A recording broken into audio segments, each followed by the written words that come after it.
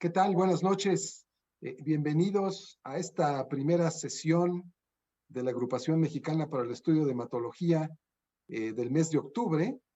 Este mes importante porque será el mes de nuestro congreso anual del 26 al 29, como todos ustedes saben, y aprovecho para decirles que los esperamos. Seguramente será un congreso que ustedes podrán aprovechar de forma óptima y además será una muy buena ocasión para saludarnos en persona. También quiero comentar que de pasado mañana en 8, es el día 14 de octubre, tendremos la sesión extraordinaria, más que la sesión, la asamblea extraordinaria, en donde los esperamos a todos quienes están al corriente de sus pagos para que puedan votar. No se preocupen, no es la votación para elegir el vicepresidente, es simplemente una votación para poder cambiar los estatutos en donde no aparece una votación electrónica como mecanismo de elección para el vicepresidente, pues simplemente cambiar esta modalidad que es en persona durante la asamblea, poderla cambiar a que sea una votación electrónica para que todos aquellos socios que estén al corriente de sus pagos y sean elegibles para votar puedan hacerlo independientemente de que vayan o no vayan al Congreso. Esto tiene como finalidad pues tener una votación más actual, más de acuerdo a como la tienen las principales sociedades en el mundo. Estamos ya pues en esta época virtual que facilita muchas cosas y creo que es importante que a través del voto electrónico pueda participar un número mucho mayor de socios para que las elecciones sean también mucho más representativas de los socios de la agrupación y no solamente de aquellos que están presentes en la asamblea. Entonces, bueno, la doctora de Michelis les dará a continuación más información, les presentará una diapositiva con un código QR para que tengan la información y los esperamos a todos este viernes 14 para que podamos elegir que la votación sea pues de tipo electrónico y nuestra agrupación pueda entonces ya contar con esta modalidad que es mucho más moderna y mucho más inclusiva. Doy la palabra entonces a la doctora de Michelis. Tenemos ahora la presentación de un caso clínico de mielodisplasia por una de las médicos residentes de la UMAE de Puebla, la doctora Briceño, y tendremos un par de conferencistas, uno nacional y uno internacional, que seguramente harán de esta sesión algo muy útil para todos nosotros. Gracias por estar aquí y le dejo la palabra a la doctora de Michelis.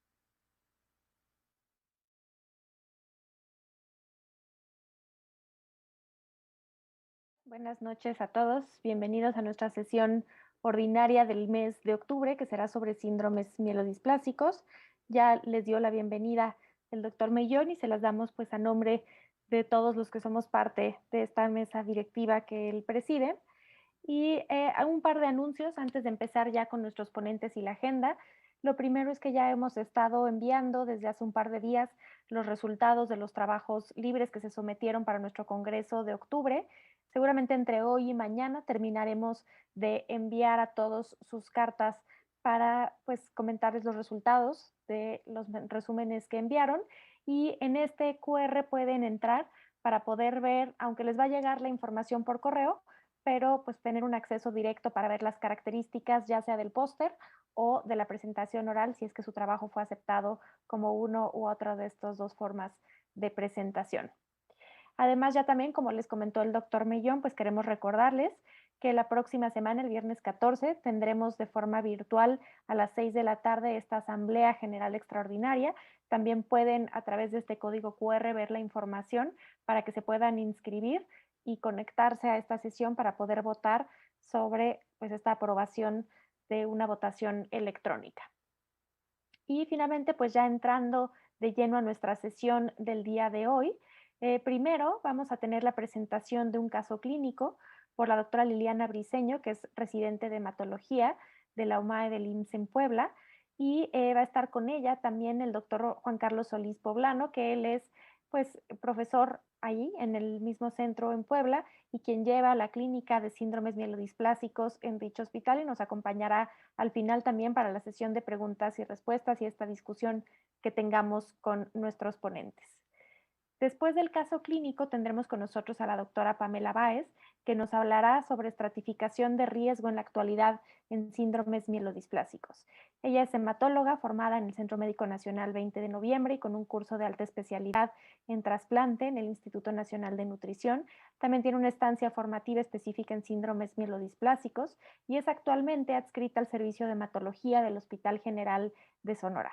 Ella siempre ha tenido un interés pues muy profundo en síndromes mielodisplásicos y coordina el grupo la investigación en el grupo cooperativo de hematopatías malignas, que es un grupo multicéntrico que se dedica a hacer investigación clínica. Y es también autora de diversas publicaciones. La última charla nos la va a dar el doctor Rami Komrohki, que él es hematoncólogo y con una alta especialidad también en trasplante. Es vicepresidente del Departamento de Hematología Maligna en el Moffitt Cancer Center y jefe de la sección de leucemias y síndromes mielodisplásicos. Es pues un verdadero experto en síndromes mielodisplásicos, autor de más de 200 publicaciones con el principal interés en síndromes mielodisplásicos y también revisor de pues las revistas más importantes en hematología. Y él enfocará su charla al manejo actual de estos síndromes mielodisplásicos, principalmente enfocados en los síndromes mielodisplásicos de riesgo bajo.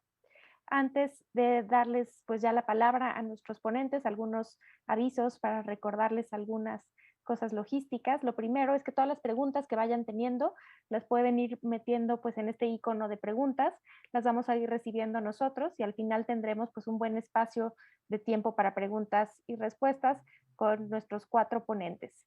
También les pedimos por favor que descarguen su constancia antes de que termine la sesión y finalmente la última charla será en inglés y ustedes pueden elegir si quieren escucharla en el idioma original o pueden también cambiar el canal para escucharla en la traducción simultánea que tendremos.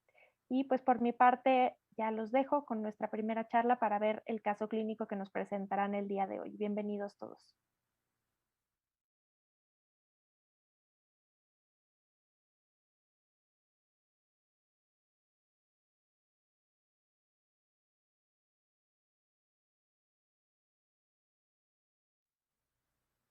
Buenas noches a todos, mi nombre es Liliana Briceño, es un gusto estar con ustedes el día de hoy y pues tener la oportunidad de compartir este caso con ustedes, el cual vimos en nuestro hospital. Bueno, empezando con la ficha inicial, bueno, tenemos que es una paciente femenino de 43 años, ella es originaria y residente de Tlaxcala, su estado civil es casada, de escolaridad secundaria completa, y ella se dedica a las labores del hogar. Su religión es católica y en cuanto a sus antecedentes heredofamiliares, tenemos que pues, los oncológicos fueron negados y pues no hubo ningún otro antecedente relevante para el caso. Ya en sus antecedentes personales, como antecedentes personales no patológicos, tenemos que de lo relevante, pues es que se aplicó el esquema de vacunación contra COVID-19, que está completo, con un total de 3 aplicaciones de las vacunas entre 2021 y 2022. Entre sus antecedentes personales patológicos, los crónico-degenerativos fueron negados. En cuanto a las cirugías, ella refiere que se le realizó una esterectomía en el año 2015. Esto fue secundario a miomatosis y aparentemente no hubo complicaciones ni en el quirúrgico ni en el postquirúrgico. Y refiere como dato importante que en ese entonces se le comentó que tenía anemia, la cual pues en esa ocasión pues fue atribuida al sangrado transvaginal. Refiere que se trató con hierro oral así como ácido fólico sin volver a dar ningún tipo de seguimiento. En cuanto a las alergias, pues fueron negadas, las transfusiones negadas, el tabaquismo, alcoholismo y toxicomanías fueron negadas. Negó cualquier uso de medicamentos, suplementos o herbolaria Y en cuanto a sus antecedentes ginecobstétricos, refiere su menarca a los 12 años de edad. La fecha de última menstruación pues, fue en el 2015 y tuvo 2 embarazos, los cuales ambos fueron parto. Ya en cuanto al principio, evolución y estado actual, vamos a ver que el primer contacto de la paciente fue el 12 de julio del 2019. Esto fue con el servicio de medicina interna. El motivo fue por una cefalea persistente. La paciente refiere tener cefalea de 20 años de evolución y ella describe tener episodios de dolor hemicraneal izquierdo, que son recurrentes, de tipo punzante, que son asociados a náuseas, pero sin condicionar el vómito. En ese entonces, pues a la exploración física no hubo ningún dato neurológico, ningún dato de focalización ni algún dato remarcable. En cuanto a sus laboratorios, tenemos que en ese momento contaba con una hemoglobina de 11.1, con un hematocrito de 33%, un volumen corpuscular medio de 103, una hemoglobina corpuscular media de 34 picogramos, leucocitos de 2.700, neutrófilos de 1.080, linfocitos de 1.377 y un conteo plaquetario de 218.000. Se integró por parte del Servicio de Medicina Interna el diagnóstico de cefalea vascular con episodios de migraña y se inició manejo con fluoxetina 20 miligramos cada 24 horas, propanolol 20 miligramos cada 24 horas, metoclopramida 10 miligramos cada 12 horas e indometacina 25 miligramos cada 8 horas, esta solo en caso de dolor. Se le otorgó una cita de seguimiento y se solicitaron también unos estudios complementarios a referirse de la nota por la presencia, pues haciendo énfasis en la presencia de una anemia, la cual, según los antecedentes, pues es de larga evolución y fue tratada de manera crónica con hematínico sin presentar mejoría aparente. Ya para el 13 de febrero del 2020, en su cita con medicina interna, que el motivo fue el seguimiento de la cefalea, tanto de la anemia, pues en esta ocasión la paciente refiere pues haber tenido mejoría de los episodios de cefalea, ya que refiere que hubo una menor cantidad de episodios y la intensidad fue mucho menor.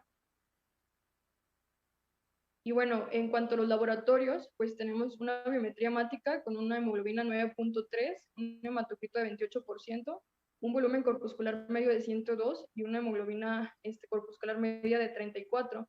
Las plaquetas de 228.000, leucocito de 2.100 y neutrófilos de 950. Los reticulocitos corregidos estaban 0.8, la ferritina de 340 nanogramos por mililitro y tenemos que la química sanguínea, tanto las pruebas de función hepática como las pruebas de función renal, pues están sin ninguna alteración y dentro de límites normales, así como la glucosa. Los tiempos de coagulación, pues dentro de rangos normales. El panel viral es no reactivo, reactivo a VIH, virus de hepatitis C, virus de hepatitis B. La sangre oculta en heces fue negativo. Se realizó un frotis de sangre periférica en el cual se reportó serie roja con ovalocitos de una cruz, eliptocitos de una cruz y macroplaquetas de 2 cruces. Y se realizó un ultrasonido hepático y de vía biliar, el cual está pues sin alteraciones reportadas. Asimismo, se le realizó una tomografía contrastada de cráneo por lo del antecedente de cefalea. Sin embargo, pues no hubo ninguna alteración reportada. Y bueno, ya con estos datos se decide el envío a hematología, refiriéndose pues ya ahora por una visitopenia en estudio. Sin embargo, pues la paciente perdió seguimiento un largo tiempo y fue hasta julio del 2021 cuando retomó su seguimiento. Igual, nuevamente por el Servicio de Medicina Interna, refiere que estuvo tomando durante ese tiempo sulfato ferroso, una tableta al día. Ya los episodios de cefalea, pues con bastante mejoría, refiere con el tratamiento que continuó. Y en esa ocasión, pues los laboratorios vemos que continuamos con una hemoglobina pues que ronda en los 9.8 y con unos neutrófilos de 790 con un conteo plaquetario conservado. Entonces, pues es enviada nuevamente a valoración por visitopenia al servicio de hematología. Fue vista el 23 de agosto del 2021 ya en el servicio de hematología en la Ciudad de México por motivo, pues visitopenia en estudio. El interrogatorio, pues nada remarcable más que la cefalea que ya iba con tendencia a la mejoría, la exploración física pues sin ningún dato remarcable y en los laboratorios vemos que continúan pues prácticamente muy similares con un ligero disminución de los neutrófilos de 680, hemoglobina 9.3 y las plaquetas pues conservadas. se decide, pues, por parte del Servicio de Hematología, realizar estudios complementarios. Dentro de estos estudios tenemos el aspirado y la biopsia médula ósea que se realizaron en el mes de septiembre del 2021. En el aspirado nos reportan una celularidad de 2 cruces, megas, la mayoría enanos y polobulados, y al objetivo de 100 nos reportan se reportan normoblastos de 48%, con jóvenes de 18%, adultos del 30%, eosinófilos del 3%, un conteo de blastos del 2%, y se especifica pues una displasia de serie granulocítica y megacariocitos. En la biopsia médula ósea tenemos el reporte de patología con una celularidad del 80%, en la cual se consideró pues hipercelular para la edad, con aumento de precursores inmaduros de localización central, conocidos como los ALIPS, y megacariocitos displásicos, lo cual pues se interpretó como compatible con un síndrome mielodisplásico. Para complementar pues estos 2 estudios anteriores, se realizó un cariotipo y una citogenética en el mes de noviembre del 2021, en el cual se encontró un cariotipo con 46XX y se encontraron algunas anormalidades, como la deleción del 1Q, la deleción del 7Q, la adición de material genético desconocido en el cromosoma 10 y una monosomía del 11, del 12 y del 14, considerándose pues como un cariotipo complejo. Ya para el 30 de diciembre del 2021, pues tuvo su seguimiento con hematología, en el cual pues se revisaron los estudios que ya comentamos. Se integra el diagnóstico de un síndrome mielodisplásico, el cual se clasifica como un riesgo alto por IPSS revisado, otorgándose 5 puntos. Entonces la paciente es considerada pues candidata a trasplante de células progenitoras hematopoyéticas y se le inició manejo con darbepoetina 500 microgramos subcutáneo cada 21 días, con filgrastim 300 microgramos subcutáneo semanal, así como ciclosporina 100 miligramos vía oral cada 12 horas, ácido fólico y complejo B cada 24 horas. Y bueno, ya en los siguientes meses, enero, febrero del 2022, la paciente pues continuó con su protocolo, para completar su protocolo de trasplante. Vemos en esta diapositiva pues sus biometrías que pues continuaban muy similares, con neutrófilos que rondaban la cifra de severidad, y pues una hemoglobina entre 8 y 9. Y bueno, ya para el 30 de marzo del 2022 fue valorada en el Servicio de Hematología del Centro Médico Nacional Manuel Ávila Camacho en Puebla, y esto fue fue por la zonificación, ya que como vimos al principio, pues la paciente era residente de Tlaxcala, entonces se envió para continuar el protocolo de trasplante, así como continuar el tratamiento. Y bueno, se recibe pues una paciente, como ya comentamos, con el diagnóstico de síndrome mielodisplásico de riesgo alto, y que en los laboratorios pues tenemos que tiene una anemia grado 2 de la OMS y una neutropenia pues prácticamente severa, la cual pues ha sido manejada en los 3 meses anteriores con inmunosupresión, estimulantes de crecimiento y sin haber recibido soporte transfusional hasta el momento. Entonces se decide continuar con el protocolo para trasplante de células madre hematopoyéticas, y por lo cual se le solicita pues estudios a los cuales no contaba en ese momento, no los tenía. Entonces se solicita como por parte del protocolo pues, nuevamente el cariotipo y la citogenética.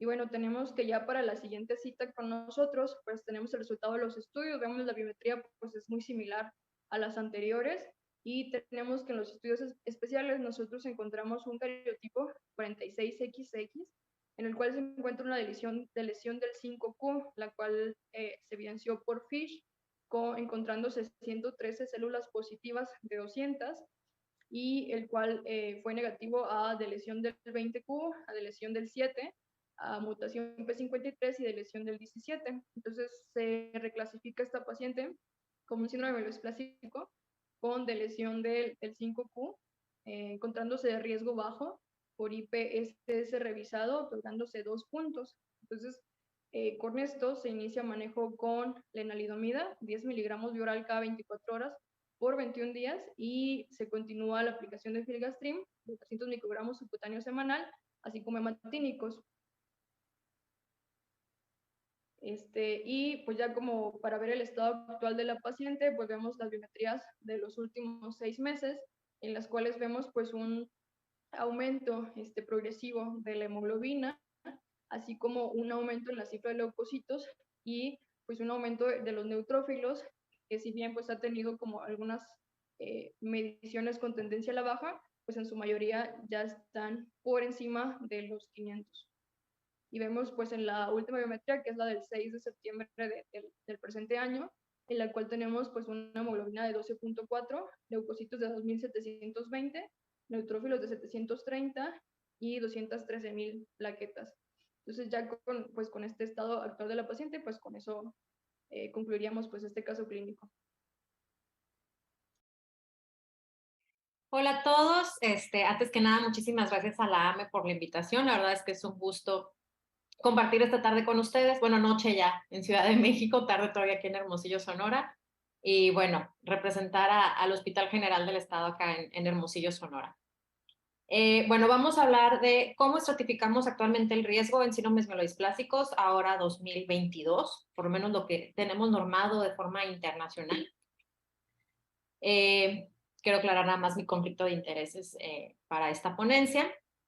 Y bueno, voy a empezar con este tweet del doctor Víctor Salinas, miembro del GRAM, del Grupo Latinoamericano de Mielodisplásico, diciendo un poco de humor, ¿no? Solo hay 3 cosas seguras en esta vida, que alguna vez todos vamos a morir, que tenemos que pagar impuestos y que la clasificación de los síndromes mielodisplásicos va a seguir cambiando. Y pues en efecto creo que nos ha tocado ir viendo cómo los síndromes mielodisplásicos cada vez vamos obteniendo más información de ellos, desde terminologías que vamos a ir viendo ahorita en adelante. Y bueno, nos toca ahora la actualización de este año.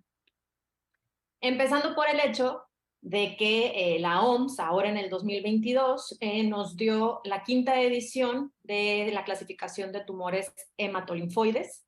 Y en este caso, bueno, tenemos algunos cambios respecto a las definiciones y clasificación de síndromes mielodisplásicos. El primer cambio simplemente viene en el término. Ellos ahora proponen que ya no comentemos síndromes mielodisplásicos, sino que se les llame como tal neoplasias, dado a la naturaleza de malignidad que sabemos que tienen estas patologías, y lo comentan también con un poco de hacerlo más, como lo comentan, como les digo, los cambios que vienen son aquellos de definición genética. Como cambio o traspolación de la mutación SF3B1 por el cambio de mielodisplasia con sideroblastos en anillo, la incorporación de la mutación multihit o bialélica de TP53, y bueno, estos nuevos definiciones que no teníamos antes por morfología, que sería el hipoplásico y los cambios fibróticos. Y que eso, bueno, nos refuerzan el hecho de estar valorando las biopsias de médula ósea, no nomás los aspirados como tales. El Consenso Internacional de Clasificación de Enfermedades Hematológicas, pues igual saca su actualización en septiembre del 2022, también pues con sus nuevos términos un poco en sincronía. Sin embargo, si nos fijamos, sí mantienen todavía muchos de los términos que ya utilizaba anteriormente, como serían los no especificados por citopenia sin displasia o las displasias de unilinaje, de multilinaje. E igual ellos todavía hacen como más hincapié en los mielodisplásicos con leucemia mieloide aguda, independientemente del conteo de blastos, que es algo que, bueno, cada vez se viene discutiendo más en base a las mutaciones que sabemos que son muy características de malignidad. Y bueno, si cambia la clasificación, pues obviamente también esperamos que haya actualización en las estratificaciones. Sabemos que, bueno, lo que hemos utilizado para asignar el riesgo en los síndromes mielodisplásicos, pues son estas escalas, ¿no? Principalmente el IPSS, que nace en 1997, luego viene el de la OMS, luego llega el IPSS revisado y bueno, ahora en el 2022 tenemos el IPSS molecular. Vamos a revisar rapidito el pasado para ver lo que tenemos ahora. Como les comentaba, pues el IPSS viene desde 1997. Nace del análisis de 7 estudios retrospectivos en donde se toman 816 pacientes, de los cuales se siguen para ver supervivencia global, 759 se siguieron para ver, bueno, se analizaron, perdón, no se siguieron, para analizar transformación a leucemia mieloide aguda, e igual incluían pacientes con LMMC. Y bueno, lo primero que nos dio el IPSS fue categorizar las mutaciones citogenéticas para poderles dar el peso que ahora ya tenemos muy bien estadificado de cuáles son las mutaciones de pronósticos favorables y de pronósticos adversos. Aquí tenemos las curvas precisamente de supervivencia, igual términos que ya pues hemos venido manejando de muchos años para acá. Estas mutaciones, como sabemos, la de menor supervivencia, pues la del cariotipo complejo, comparado con la de lesión del Y, de lesión del 5Q o un cariotipo normal. E igual lo vemos en las evoluciones a leucemia mieloide aguda, donde comparten pues características muy similares. De ahí entonces se hace esta estratificación, de donde tenemos los cariotipos de riesgo bueno para aquel que es el cariotipo normal, de lesión del Y, de lesión del 5Q, de lesión del 20Q, y cariotipos de pronóstico pobre, sobre todo el cariotipo complejo o alteraciones del cromosoma 7. Y bueno, quedaba intermedio todo lo que teníamos en medio. Y bueno, esto se le suma el conteo de blastos y el número de líneas afectadas con las citopenias, y así nace el IPSS, que nos da 4 categorías, ¿no? El riesgo bajo, intermedio 1, intermedio 2 y riesgo alto. Viene posteriormente, en el 2012, una revisión del mismo IPSS, ahora ya en un estudio prospectivo, donde se toman 7,012 casos. Aquí como puntos a señalar, ahora que uno lo lee hacia atrás, ¿no? Que en este caso todavía se tomaba la definición de leucemia mielodisplasia con un corte de blastos del 30%, cosa que pues ya ahora ha cambiado y tomamos el 20%. Y bueno, lo que buscaba en el IPSS revisado, bueno, el Grupo Internacional de Trabajo de Mielodisplasia, era poder establecer nuevos parámetros pronósticos para enriquecer el IPSS que ya se tenía. De inicio, lo que cambia es el riesgo citogenético, que ahora ya no nomás se toma el pobre, intermedio y el bueno, sino ya se hacen 5 categorías de muy buen pronóstico, intermedio, pobre y muy pobre. Se sigue tomando los blastos en médula ósea. Ellos analizan también la profundidad de las citopenias, que es algo que queda incorporado. Y en su momento también se analizó grado de fibrosis, LCOG, DHL, ferritina, beta-2 microglobulina, dependencia transfusional, edad al diagnóstico. Y bueno, se sigue a los pacientes por 3.9 años. Como les digo, lo primero que nos da fue esta nueva subclasificación de las alteraciones citogenéticas, de manera que nos quedan estas, que igual ya conocemos. Y se les asigna a cada una, bueno, una mediana de supervivencia, al igual que una mediana para evolución en leucemia mieloide aguda en el 25% de la población. Y con eso, bueno, nos quedan las categorías que ahora manejamos en el IPSS-R revisado, que ya no nomás está bajo, intermedio 1, intermedio 2 y alto, sino que ya nos quedan las categorías de muy bajo, bajo, intermedio, alto y muy alto riesgo para la supervivencia global y la progresión a leucemia mieloide aguda. De forma, ¿qué es lo que se afina? Tenemos esta comparativa de las tablas de lo que es el IPSS-R y el IPSS, y como se fijan, bueno, lo que nos va a cambiar es que aquellos pacientes que antes estaban quizá estadificados en escalas más bajas, como bajas, en el caso de los de muy buen pronóstico, o de riesgo intermedio o alto, cuando los vemos por IPSS-R, bueno,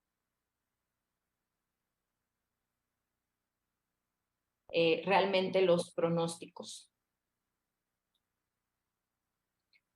Y bueno, el mismo IPSS-R en su publicación saca el ajuste por edad, que también es algo que no teníamos en el IPSS cuando fue publicado, en donde, bueno, lo que se hace es un cálculo básicamente del riesgo por edad, 0.5, pero lo podemos ver tal cual en la tabla que ellos nos ponen en el artículo, en donde se toma la categoría de riesgo y según la edad podemos ver cómo esta, bueno, va a cambiar, de manera que si teníamos un riesgo muy bajo o bajo, pero el paciente tiene mayor edad, pues eso lo va a llevar a escalar a un riesgo más alto, propio pues a la edad del paciente.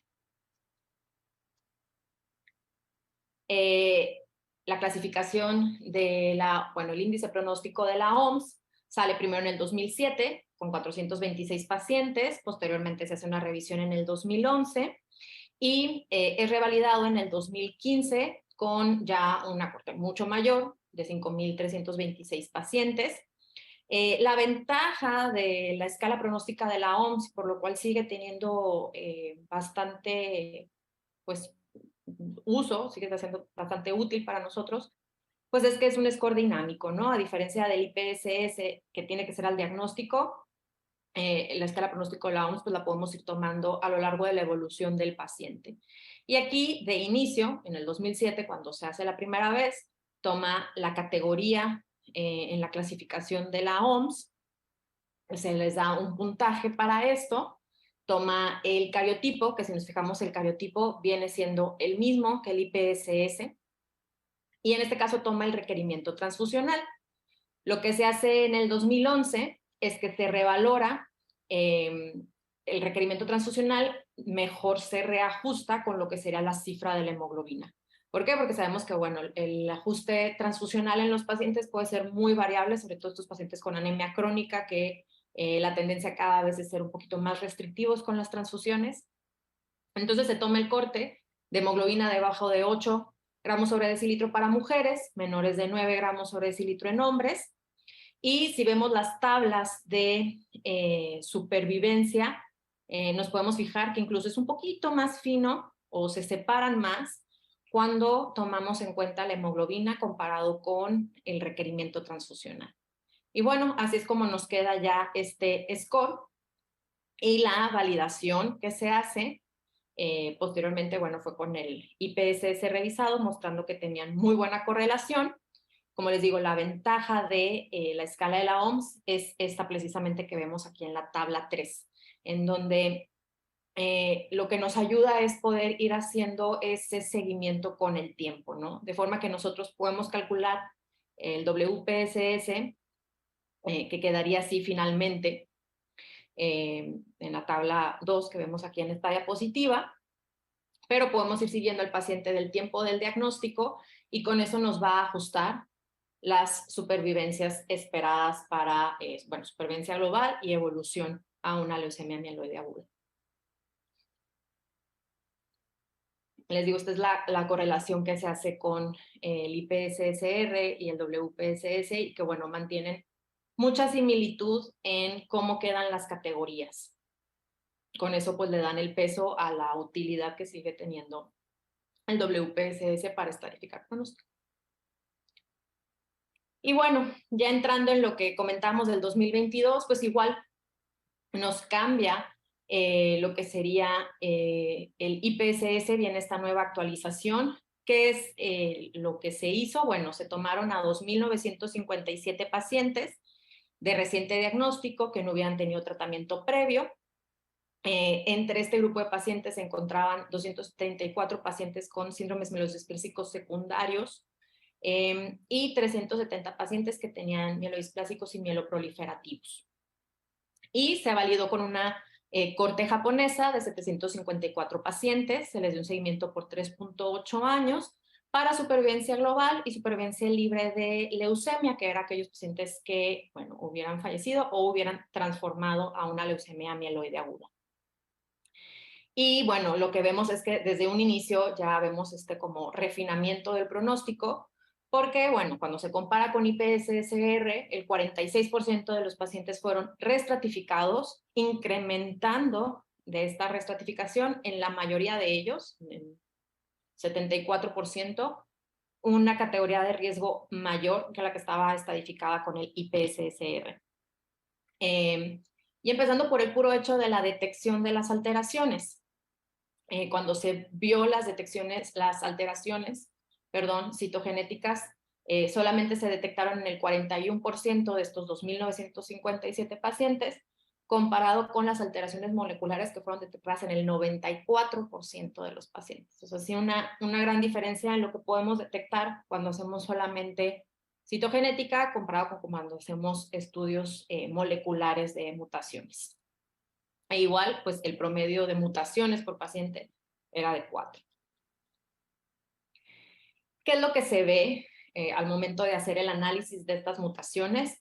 Bueno, primero se determinan como a las 3 malotas, podría decirse, que fueron aquellas mutaciones predictores, de mayor predicción para eventos adversos, que fue el TP53 multihit, es decir, que hubiera tenido una mutación en ambos alelos o un BAF mayor del 50% en caso de un solo tipo de mutación.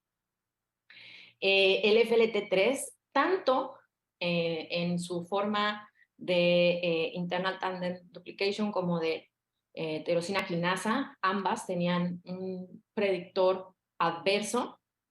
Y la mutación, bueno, que estamos familiarizados como MLL, también en este caso se veía que tenía un factor adverso bastante marcado.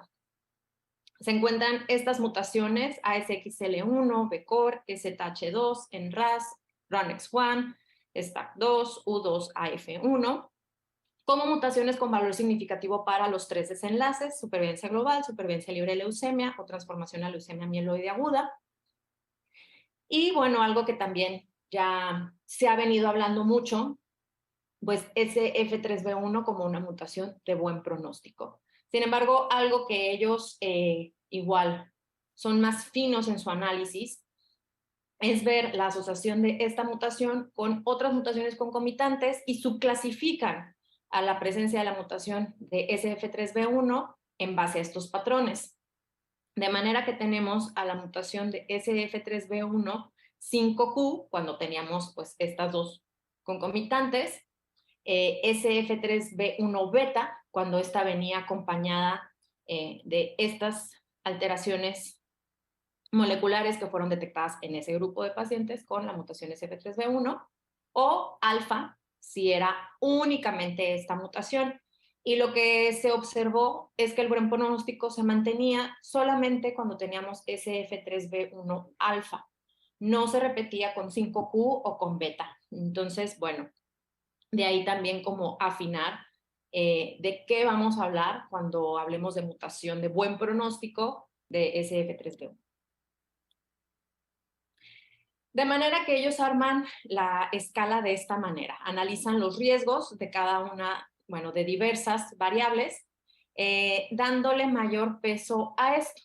Porcentaje de blastos, lo que sería el conteo de plaquetas tomando un punto de corte de 250, no más allá de lo que normalmente hablaríamos como una trombocitopenia.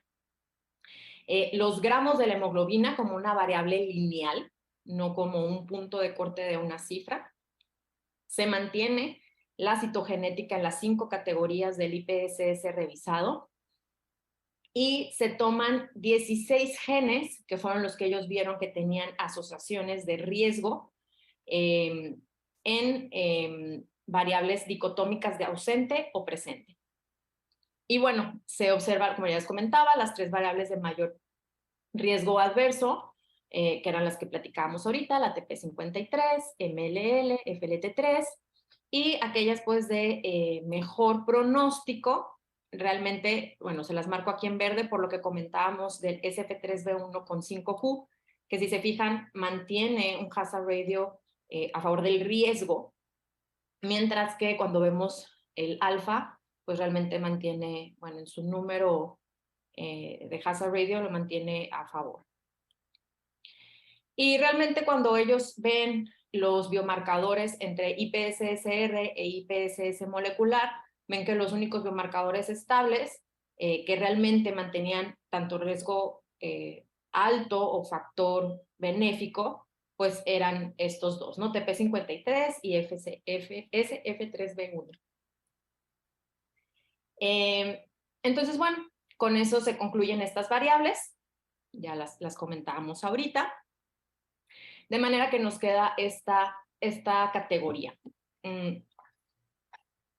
Nos quedan en este caso ahora 6 categorías de riesgo: muy bajo, bajo, moderadamente bajo, moderadamente alto, alto y muy alto, dependiendo de los riesgos de los puntos de riesgo.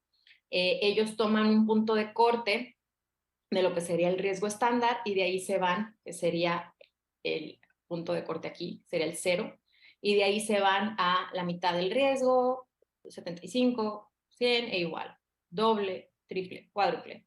Y con eso hacen la estadificación de estos 6 categorías, con supervivencias libres de progresión para leucemia, de 9.5 años para muy bajo, 5.9 para bajo, 4.5 para moderadamente bajo, 2.3 para moderadamente alto, 1.5 para alto y 0.76 para muy alto.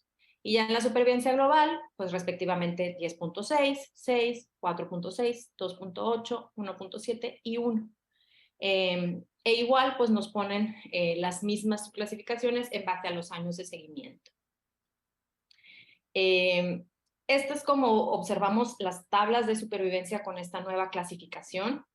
Algo importante señalar de estas gráficas es que si se fijan, realmente sí tienen bastante separación entre ellas, o sea, sí, y tienen un peso significativo en este cálculo, por lo cual nos permite, como comentamos al principio, ser todavía más finos y poder catalogar mejor al paciente en lo que se espera que sea su supervivencia a partir del diagnóstico. Y bueno, algo que también creo que es muy útil de esta publicación del IPSS molecular es que se estudió este subgrupo de pacientes con síndrome mielodisplásicos secundarios o por tratamiento.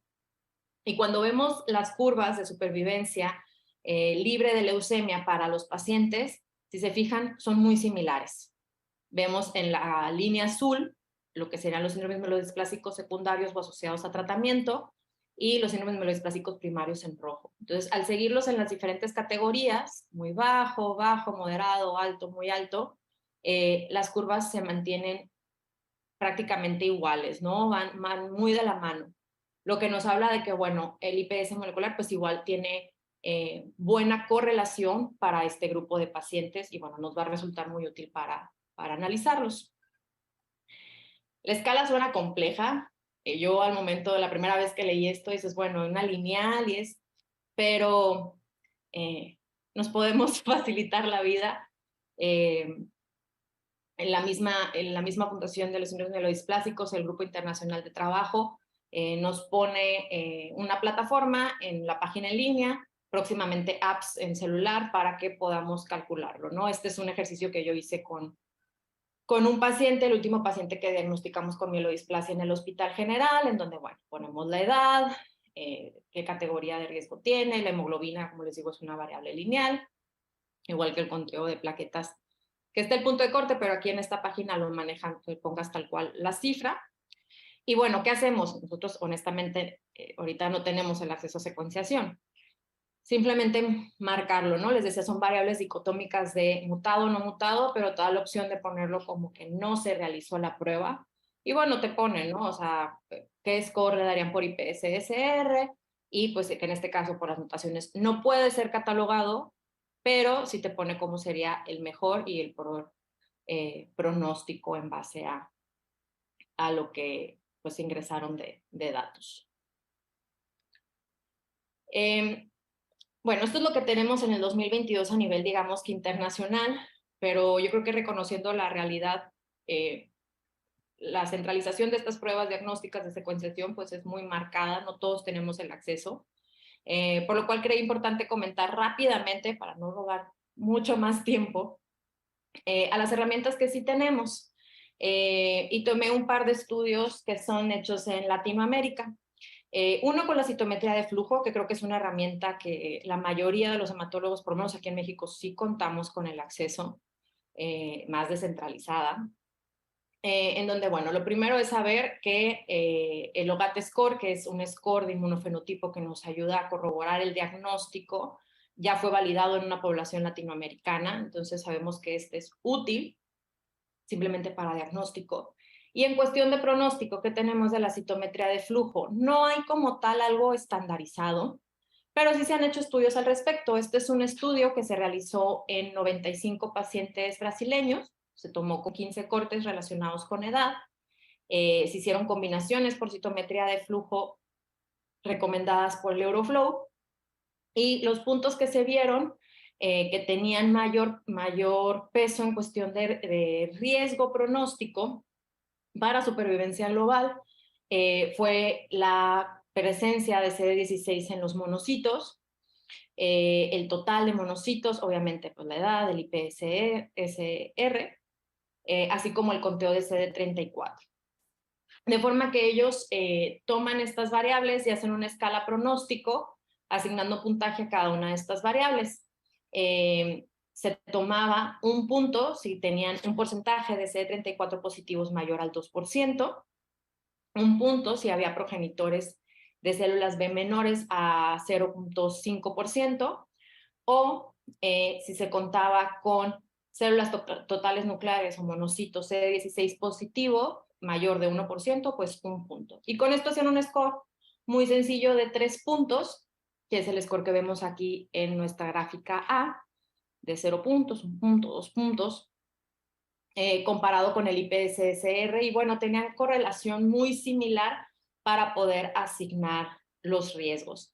Y esto va un poco en relación, digo, eso no lo metí aquí porque no es de Latinoamérica, pero sí ha habido estudios que correlacionan la citometría de flujo, por ejemplo, con la mutación de SF3B1, en donde se ha visto que mayor número de células de mastocitos o de igual monocitos, pero con disminución del 11B, mayor conteo de células eritroides, tienen valor, bueno, tienen asociación con estas mutaciones de buen pronóstico y por ende pueden orientarte a que solo con la citometría de flujo, de que el paciente puede estar cursando con alguna de estas mutaciones de buen pronóstico. Obviamente no reemplazan los estudios moleculares, pero creo que son herramientas que son útiles de conocer porque nos pueden ayudar en lugares donde nuestros recursos están quizá más limitados. Igual hay otro estudio que me resulta del 2019, en donde se estudió a la serie eritroide. The Erythroid Series.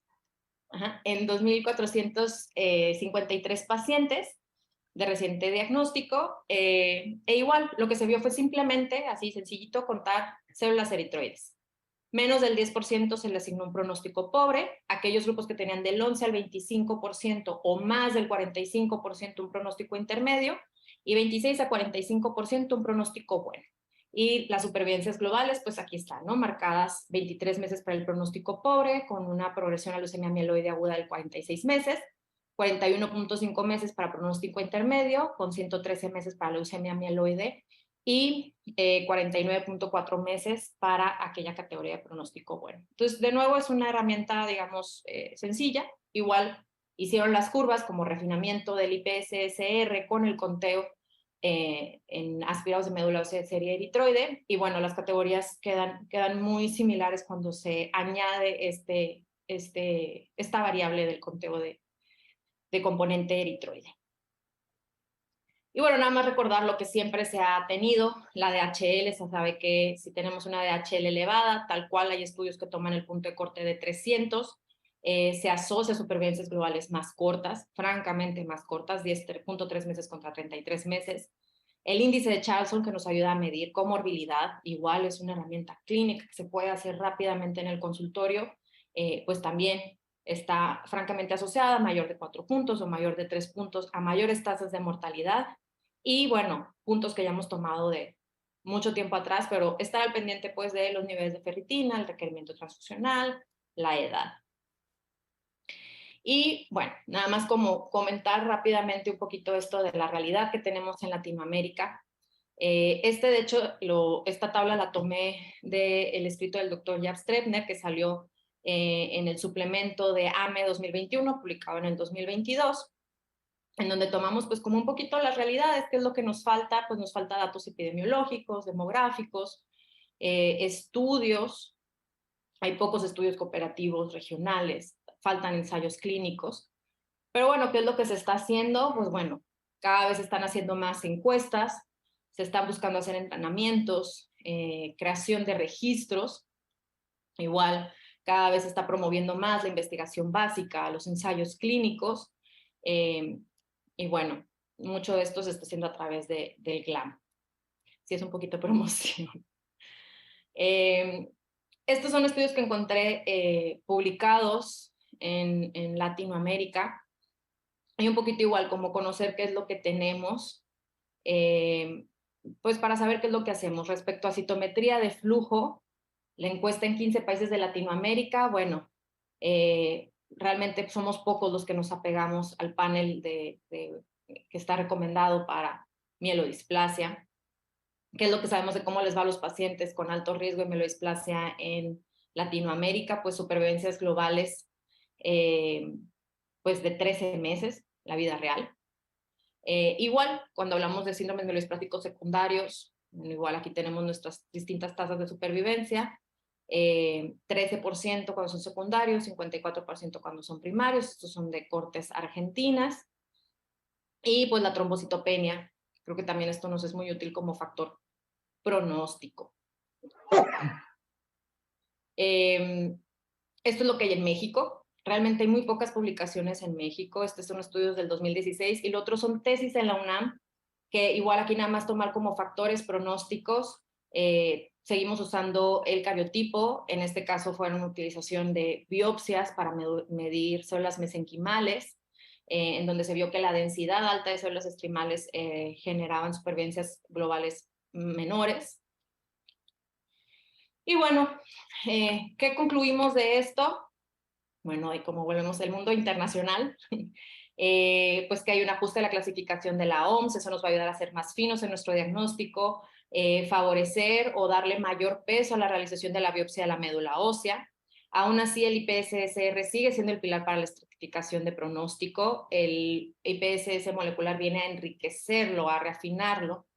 Importante reconocer el rol de las mutaciones de TP53 y SF3B1, porque siguen siendo las mutaciones que más nos dan el marcaje para buen pronóstico o mal pronóstico. Y bueno, recordar que aún así tenemos también otras tantas herramientas para hacer el pronóstico. Por último, los quiero invitar al GLAM.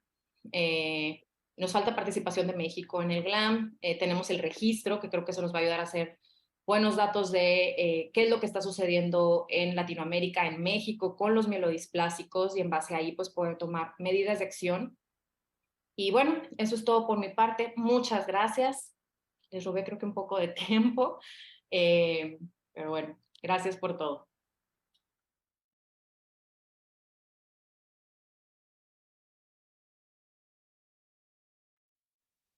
Good evening, everyone. It's an honor to be joining you tonight, and I hope next year it will be in person. I enjoyed the other two speakers' talks. It was very informative. My role will be really focusing on the evolution of treatment of the lower risk MDS that still, represent the majority, probably, or more than half of the patients with MDS. I lead the MDS program at Moffitt Cancer Center, where we see probably one of the largest volume of MDS worldwide, around 500 new cases. And over years, we've built one of the largest single institution database, where we have more than 5,000 patients with MDS fully annotated in our database. Those are my conflict of interest disclosures. So as you heard, obviously, myelodysplastic syndrome is a neoplastic stem cell disease characterized clinically by bone marrow failure, tendency to progress to AML in roughly around 30 to 40%. You heard a little bit about the diagnosis, the upcoming WHO and ICC classification, and the risk stratification elegantly presented by Dr. Baez today. I will invite you at the coming American Society of Hematology meeting. We will have 2 oral presentations where we compare the ICC with the WHO, showing that probably the truth is in between. And we also will present validation of the IPSS-M as well. At the end, once we verify the diagnosis and risk stratify the patients, we end classifying the patients into 2 major categories, higher risk and lower risk. And if we are using the IPSS-M, now we have 3 categories we can classify as lower, and the upper 3 categories we can classify as higher risk. In the higher risk, obviously, we entertain allogeneic stem cell transplant, hypomethylating agents, azacitidine or decitabine, or the oral formula of the decitabine now are still the backbone. In lower risk, historically, the treatment goal is alleviating cytopenias, especially when patients are symptomatic, transfusion independency. We've historically not aimed to improve the survival or AML transformation, but I think that's a moving target. And I think, we should start thinking of the outcome or the group of patients with lower risk that they have inferior outcome, namely dictated by complications of cytopenia. So for that, first, we tried to look at what happens to patients with lower risk MDS. This is data from Moffitt Cancer Center we presented last year at ASH. We took almost 2,000 patients with lower risk MDS, and we found that majority, 70% of those patients will stay in lower risk. There is a group that will go to a higher risk MDS. There is a group that will go to higher risk MDS, then progress to AML. And there is a group that will transform to AML directly from lower risk MDS, 9% as shown here. And we can see that there are certain features that predict those groups. So for example, patients that progress to AML directly, 9%, they had IDH1 mutation, IDH2 mutation, NPM1. When we look at the patients, 70% of them that stayed in lower risk, unfortunately, majority of them will still die from complications related to MDS, mainly the cytopenia, the low blood counts, and the interaction between those cytopenias and the comorbidities. So for example, if a patient has cardiac disease, they are anemic, that may exacerbate angina, for example. And this is the same work we did from the MDS Connect registry. This is a multi-institution registry that includes community and academic practices. And we looked at the natural history of lower risk. Around 15% of the patients will progress to higher risk disease, as shown here. But if you look at the cause of mortality, majority of those patients will still die from direct complication of the disease, as shown here in this figure. And again, like even when we look, this is another model that we developed based on artificial intelligence model, including factors from the revised IPSS as well as molecular, showing that it enhances the IPSSR. But the point I want to make when you look at the graph here, those are patients that we labeled as a lower risk, but around 25% of patients we call as lower risk unfortunately die from the disease within 2 years of the diagnosis. So not all the lower risk patients do well. And again, when we look at the mortality in those patients, in many of them, it is linked to the disease or the interplay of their cytopenia with other medical problems. So with that, I think we are trying to, move the target in the lower risk MDS. So first, we have efforts in preventing MDS. We have precursor conditions now. We are trying to change the goal of treatment with earlier intervention. We have newer treatments available that we are trying to extend the benefit. And we are trying to identify the best choice of therapy and the best sequence. And I'll try to cover those points one by one through the presentation. So as mentioned earlier, now the WHO and the ICC, recognizes the precursor states of MDS. So we have CHIP, clonal hematopoiesis of indeterminate potential, where patients have somatic mutations, normal blood counts. Those patients, most of them will not progress to MDS. We have CCUS. Those are patients that have somatic mutation and cytopenia, but not enough morphology to call MDS. and we call those clonal cytopenia of unknown significance. So CHIP is prevalent if we sequence 100 people above age of 70 without abnormal counts. Probably 10 to 20% of them will have evidence of clonal hematopoiesis, typically one mutation with a variant allele frequency of 10 to 20%. Those patients at higher risk of hematological malignancies like MDS, but others as well. Their number one cause of mortality is cardiovascular disease and accelerated atherosclerosis, strokes. The only thing that is, probably CHIP preventive for is dementia. Interestingly, when we looked in our patients that had solid tumor or lymphoma, if they have a CHIP and they get chemotherapy for solid tumor or lymphoma, the risk of developing therapy-related MDS is somewhere between 6 to 12 folds higher. So we are working with our oncology colleagues now to factor that in the decision of the benefit and the risk of chemotherapy for other disease. Another area of interest is we see CHIP in patients post-allogeneic stem transplant, and there had been cases reported of donor-related MDS or AML from CHIP acquired from the donor for transplant. CCUS, or clinical cytopenia of unknown significance, those patients have low blood counts, they have mutation, but we cannot see dysplasia or enough dysplasia to call MDS. There are studies showing that those patients' outcome could be very similar to the lower risk MDS.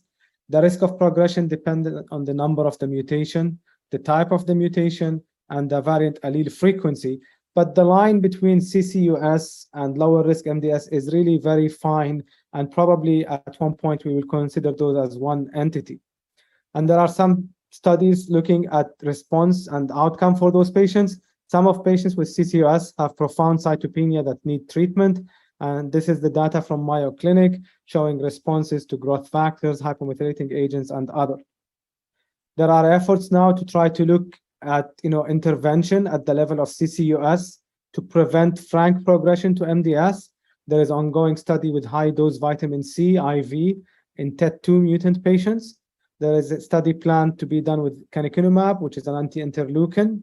There are studies with IDH inhibitors in patients with IDH CCUS. So that's really early intervention or almost attempt of prevention of progression to MDS. The other attempt is when you have active therapy is maybe we should intervene earlier. So historically, obviously, most of the studies aimed as an endpoint of red blood cell transfusion independency.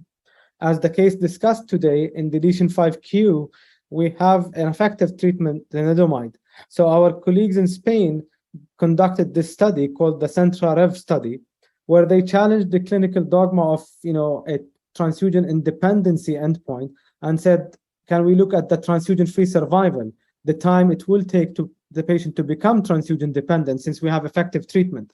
They did a lower dose of lenalidomide at 5 milligrams for only 2 years. And what they were all able to show that the responses were higher, the transfusion-free survival was exceeding 6-7 years in those patients, and higher cytogenetic responses. So this, create kind of a new goal for us, which is transfusion-free survival, especially when we have effective treatments like lenalidomide in deletion 5q. And also sometimes, in lower risk MDS, particularly in younger patients, we do have to think of maybe transplant earlier in those patients, as shown here by the Italian colleagues with this Markovian decision model using the IPSSR. If you have patients even in the intermediate risk group, particularly when you look at younger patients, the maximum gain of survival maybe is going to transplant early, or once those patients are moving from the very low to the intermediate risk group. Now, the reality, obviously, is, even in the United States, a lot of patients with lower risk MDS still are only receiving supportive treatment, either with transfusions or ESA. This is another analysis we did from the MDS Connect data, looking at patients, obviously, first showing that severe anemia correlated with worse outcome, but also showing that a lot of patients with moderate and severe anemia and not receiving any treatment. Still, the most commonly used treatment for MDS in the United States for lower risk are erythroid stimulating agents, and followed by hypomethylating agents, which outside the USA, in Canada and Europe, hypomethylating agents are not even approved for lower risk MDS. I think the first step in managing lower risk really is asking, does the patient need treatment? So if patients have mild cytopenias and there are no risk features worrisome, I think observation is still reasonable. In most of the patients in lower risk MDS, we are going to be managing anemia. Sometimes the presence of the thrombocytopenia or the leukopenia may dictate our choice of treating the anemia. But in majority of the patients, we are treating anemia. Rarely we will treat patients just for isolated thrombocytopenia or isolated neutropenia and lower risk, which I will touch base down the road on how we approach that. But in most patients, we are treating anemia. Erythroid stimulating agents are still acceptable step, whether we are using short-acting erythropoietin or long-acting darbepoetin. I think it's matter of dosing is iron. So those are cells that have erythroid precursor or iron predisposition around the nucleus because of a defect in the iron transportation from the mitochondria. And obviously, ring sideroblasts are not diagnostic for MDS. There is hereditary sideroblastic anemia. One of the most important things to rule out is really copper deficiency, because can cause some dysplasia and cause ring sideroblast. And then you can see it in MDS with ring sideroblast, MDS, MPN with ring sideroblast and thrombocytosis. And it can be seen sometimes in CMML, and etc. Now, the WHO, the ICC, is moving toward this MDS with SF3B1 category. This was the original proposal by Dr. Malcovati. This is data from our group looking at validation, particularly in patients we don't have excess blast. Those patients with SF3B1 have very favorable outcome, very low chance of transformation to AML, but ineffective erythropoiesis that many of those patients will present with anemia, 90% of them, and more than half of them will become over time transfusion dependent. Something that was alluded to also in the IPSSM, this is an observation we published earlier, that in patients that have concomitant deletion 5q and SF3B1, they don't do well. There were earlier reports that P53 in patients with deletion 5q is enriched. Around 20% of the patients will have it, and those patients don't have good outcome. In our database, actually, we don't observe the negative prognostic value of the P53 in deletion 5q, but we noted that the concomitant SF3B1 deletion 5q is associated with worse outcome, less responses to lenalidomide, and the poor prognostic value of the concomitant SF3B1 deletion 5q was confirmed in the IPSSM as well. And again, this was discussed in detail, that now we have molecular annotation for this. And as I mentioned, hopefully we'll be presenting some data comparing and contrasting the ICC and the WHO. And I really think the truth is somewhere between those two classifications. So now we have another option that after 10 years of not having any drug approved, we have luspatercept approved for patients with MDS with ring sideroblast or SF3B1 mutation. We know that TGF-beta pathway is overactivated in MDS. Some of the TGF-beta pathway ligands, like GDF11, regulate the terminal erythroid differentiation and block that. And what those medications will do, they will neutralize the ligands in the serum. Those are fusion trap protein that will neutralize the ligands in the serum and release that terminal erythroid block. So now we use the term erythroid maturating agents to describe those drugs, and luspatercept is the first in class to be approved. Erythroid stimulating agents work on the early erythroid precursors. Again, this releases the terminal erythroid differentiation blockage that we observed. We started years ago studying this with a sister compound called sotatercept, where we observed responses. Our colleagues in Germany were testing luspatercept. Then we joined forces together and conducted the MEDALIST, which is a phase 3 trial in patients with ring sideroblast, because that's where we observed the higher responses originally. So the study was 2-to-1 randomization, patients with MDS ring sideroblast, transfusion dependent, lower risk MDS. And indeed, the study showed, effectiveness of luspatercept in that group. When you look at even 16 weeks transfusion independency, 1/3 of the patients achieved that compared to 7% with the placebo. And if you look at the predictors of response, one of the most important predictors was the transfusion burden. So those patients that were not heavily transfusion dependent, less than 4 units every 8 weeks, the responses were as high as 84% of patients not needing any more blood transfusions. So obviously this could reflect a little bit biology of the disease, but to me also suggests that maybe earlier use of this drug before patients are heavily transfusion dependent would be probably the best, time of using those medications. The treatment in general with luspatercept is well tolerated. Fatigue is commonly observed, particularly in the first few treatments. Sometimes could be disproportionate from the degree of cytopenia, but subsequently after 3 to 4 cycles it subsided. Some edema, some GI toxicity, but the rate of discontinuation because of adverse events is less than 5%.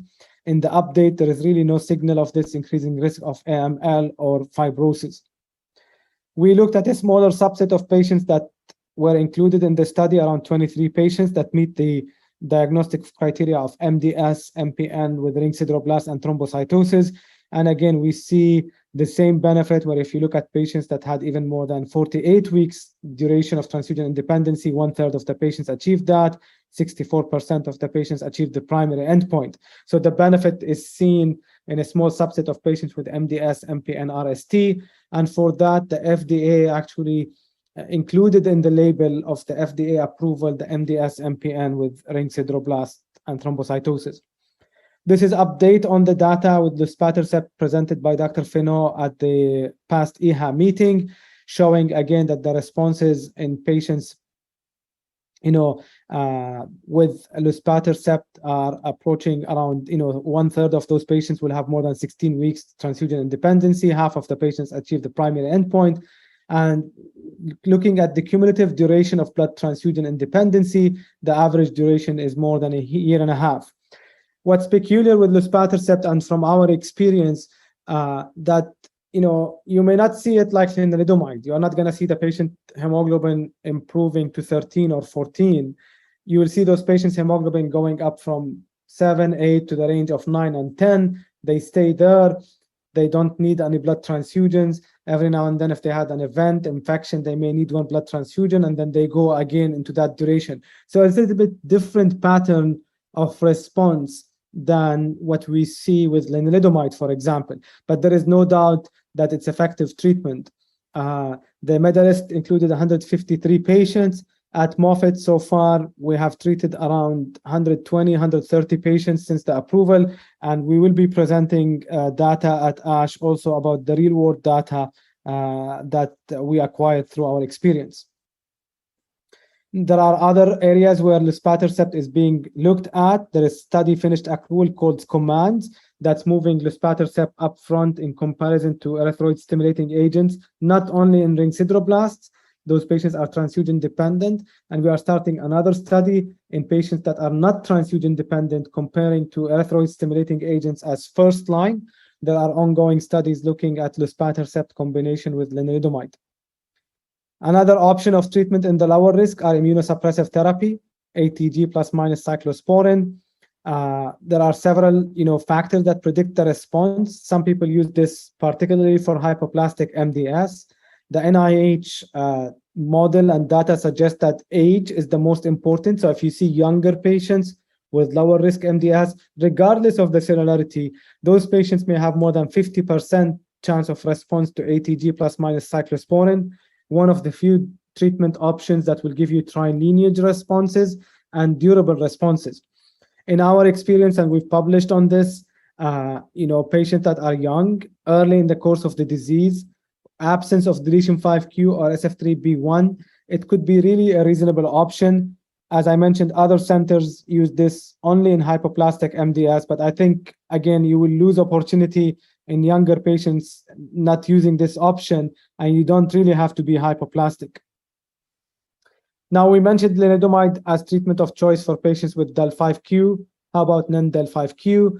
Dr. Santini from Italy reported around 25% responses, transfusion independency in non-del5q. So this is again inferior to what we see in del(5q), but on par or level with other treatment options in the lower risk. What we've done in the past, we did a study with Len-ESA at Moffitt showing that combining them together, you can achieve a response after failure of either ESA or lenalidomide. And we carried that through the US intergroup study, showing that the combination with erythroid stimulating agents yields higher responses and probably a little bit longer duration of response. The other thing also that we looked at is really the sequence of those therapies. So in patients that are non-del(5q), if they don't have thrombocytopenia and anemia, as I mentioned, there was a liberal use of hypomethylating agents in the United States. And we tried to look, does it matter if patients get lenalidomide first after ESA failure or second after AZA failure? And what we showed, if patients got lenalidomide after ESA failure as the first option, the responses were in the 30% range, very similar to what Dr. Santini had presented with the MDS studies. While if you use lenalidomide after AZA, the responses drop down to 12%. So sometimes the sequence of those treatments matter. I personally save or used hypomethylating agents as my last resort in lower risk MDS, or if there is cytopenia and neutropenia that force me to use hypomethylating agents or high risk features of the disease. Obviously, we are trying to look at abbreviated courses of hypomethylating agent. This is a study presented by Dr. Jabbour years ago that we conducted through the MDS Consortium, was just updated and published in the New England Journal of Medicine Evidence, showing that 3 days of AZA or decitabine could yield similar responses in the lower risk. And we finished a randomized clinical trial between 5 days azacitidine versus 3 days decitabine versus 3 days azacitidine, and hopefully we'll confirm those findings that maybe in the lower risk MDS we can get by with only 3 days. Also now we have oral hypomethylating agents approved in the United States. Decitabine cedazuridine combination is approved for patients with intermediate and higher risk. This is 100% bioequivalent to IV decitabine. The oral azacitidine is approved in the USA for maintenance in AML, but it's not bioequivalent to IV or subcutaneous azacitidine. So we are still doing studies and going back to test it in lower risk, but they are not interchangeable. And you can see here with oral decitabine, you see responses very similar to hypomethylating agents. What's in the pipeline promising? Imetelstat is a telomerase inhibitor that's finished phase 3 trial. It's the only drug that finished phase 3 trial in lower risk MDS. Hopefully we'll hear the results end of this year or early next year. The phase 2 is published, around 42% responses. 1/3 of the patients has transfusion independency more than a year. And particularly in patients with SF3B1, 9 out of 11 patients in this small study had reduction in the allele burden, suggesting that this may change the natural history of the disease. Again, hopefully the phase 3 trial will be positive and lead to the approval of the drug. As I mentioned, very rarely we encounter isolated thrombocytopenia without significant anemia. And for those patients, I think TPO stimulants are reasonable. This is data from the Italian group using eltrombopag as single agent for patients with isolated thrombocytopenia, showing good responses. And then the follow-up for this, really no signal of increased fibrosis or increased risk. So if I see patients with isolated thrombocytopenia, which is not common in lower risk MDS, I would consider treating those patients with eltrombopag. Finally, patients with neutropenia. If patients have isolated neutropenia particularly, I honestly rarely would consider treatment for patients if they just have neutropenia, if they did not have recurrent infections. There is really no data that shows improving the neutrophil count alone will impact the survival. The IPSSM actually dropped the neutrophil as prognostic factor. We see patients that are neutropenic for years in the lower risk MDS without problems. If those patients start having recurrent infections, then I would worry about it. Use of GCSF has really not been established to show survival advantage. There are some concerns that sometimes GCSF could increase the risk of transformation to AML, although not proven in clinical studies. As I mentioned, options of treatment if patients had recurrent infection, if they are young, ATG cyclosporin can yield neutrophil response. Hypomethylating agents yield only probably 20% response in patients with neutropenia. So it's really not a high rate of response. We looked last year at patients with severe neutropenia. We defined them as by the revised IPSS less than 0.8 or 800. And we asked, is there a difference in the landscape for those patients? And we found actually that those patients with severe neutropenia are enriched with the IDH1, IDH2 mutation. And we've had case series of patients with isolated neutropenia that had recurrent infection, needed treatment. We treated them with IDH inhibitors, and we had a response. And this is data from French group looking at IDH1 and IDH2 inhibitors. They had separate cohorts. The cohort C actually were lower risk patients with MDS after ESA failure, showing responses among those patients. So in summary, this is how I manage MDS. I first ask myself, do I really need to treat those patients? I spend time in establishing the diagnosis, risk stratification, and then if I label the patient as lower risk, I ask the first question, do I need to treat those patients? So if patients are asymptomatic with mild cytopenias, it's absolutely okay to observe those patients. In majority of the patients, we are going to be treating anemia. So the first question, do they have low serum EPO level? Are they not heavily transfusion dependent? And if so, we use erythroid stimulating agents. If there is no response or loss of response or low chance of response, then we move to other options. If they have deletion 5q, lenalidomide is our standard of care. If they have SF3B1 mutation or ring sideroblasts, nowadays luspatercept is our standard of care. Other patients that are non-ring sideroblast, non-del5q, if they are young or hypoplastic MDS, we use immunosuppressive therapy. If they are non-ring sideroblast, non-del5q, not young, if they have just isolated anemia with no concomitant thrombocytopenia or neutropenia, we may still use lenalidomide plus erythroid stimulating agents. And for the rest, our default stays still the hypomethylating agents, but maybe abbreviated course. If patients have isolated thrombocytopenia, TPO stimulants could be an option. And in patients with isolated neutropenia, again, if they have recurrent infections, maybe we'll have investigational role for using IDH inhibitors or immunosuppressive therapy, and as a last resort, using hypomethylating agents.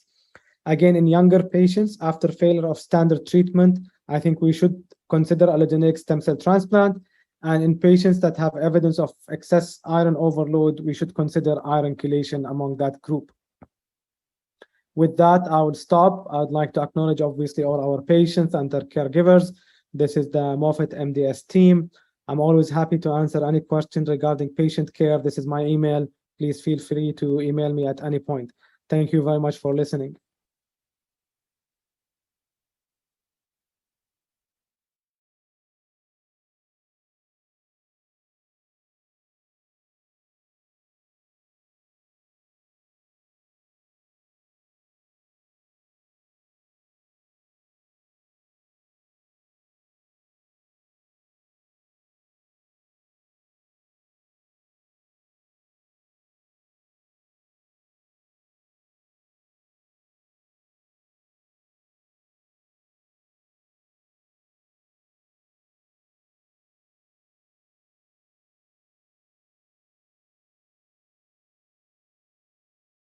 Pues muchas gracias a nuestros tres ponentes por las pláticas muy interesantes, todas.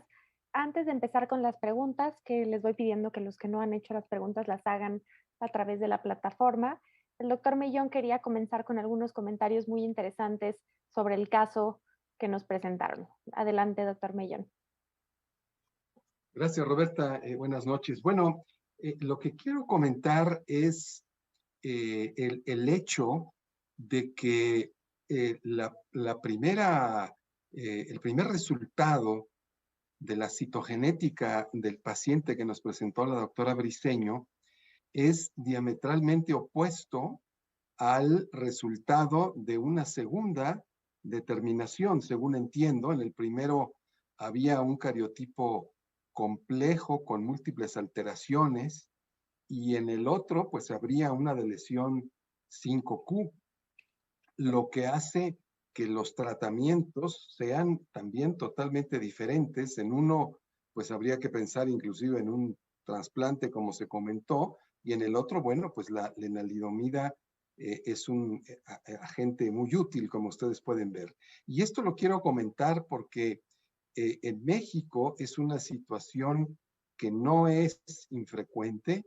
Estos resultados discordantes o a veces los crecimientos sin desarrollo en los cariotipos es un problema para clasificar a los pacientes con hemopatías malignas en general, pero en particular con mielodisplasia. Y cuando tomamos en cuenta que esto es fundamental para la clasificación y que además ahora tenemos un componente molecular que agregar, pues esto complica más la situación. Quiero recordarles que primero, en cualquier padecimiento, lo que hay que buscar es cómo clasificarlo, lo cual a veces no es tan fácil, cómo clasificarlo, pero una vez que uno lo clasifica, después es cómo voy a poner a mi paciente en esa clasificación, en dónde le corresponde al paciente dentro de esa clasificación. Y finalmente, ¿cómo voy a tratar al paciente una vez que lo tengo ubicado en esa clasificación? Estos tres pasos muchas veces no son fáciles, particularmente cuando no tenemos acceso a estudios moleculares o citogenéticos que estén a la mano o cuyos resultados pueden variar de un centro al otro. Entonces, sí quiero comentar este punto porque todas estas clasificaciones nuevas que son importantes y que yo no quisiera estar en los zapatos de aquellos que tienen que clasificar, que proponer estas clasificaciones porque es muy complejo, en realidad tenemos que buscar particularmente en los países en desarrollo, pero también en los desarrollados, cómo trasladar estas diversas clasificaciones para identificar y para personalizar mejor a nuestro paciente, tener un mejor pronóstico y un mejor tratamiento, que seguramente ahora en las siguientes preguntas nuestros conferencistas y expertos nos comentarán. Y quiero aprovechar para darle las gracias también al doctor Solís Poblano, que está aquí con nosotros también en esta sección de preguntas. Adelante, Roberta, con las preguntas. Muchas gracias, doctor Mellón. Sin duda muy interesante lo que está comentando. Ya podremos escuchar algunos de sus comentarios al respecto. Quisiera comenzar con una pregunta que es relevante en la práctica cotidiana del manejo de estos pacientes, ¿no? Que es en cuanto al apoyo transfusional de concentrados eritrocitarios en estos pacientes con anemia, que de pronto hay información pues un poco controversial en cuanto a que sabemos que en cuanto a síntomas y calidad de vida, los pacientes pueden beneficiarse de una mayor hemoglobina, pero también por otro lado nos da miedo la sobrecarga de hierro por exceso de transfusiones. Entonces quisiera preguntarle al doctor Rami cuáles son pues sus pensamientos y sus recomendaciones en cuanto al umbral para transfundir concentrados eritrocitarios en estos pacientes.